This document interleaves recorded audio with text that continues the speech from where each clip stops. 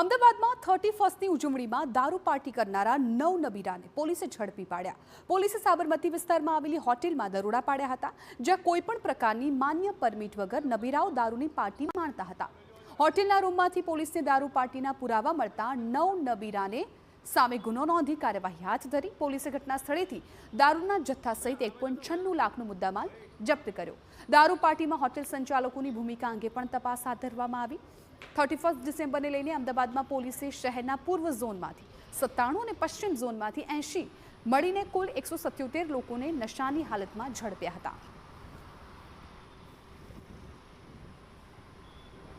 MV act 185 હેઠળ 69 જેટલા cases કરવામાં આવેલા હતા અને 69 આરોપીઓની ધરપકડ કરવામાં આવેલ છે।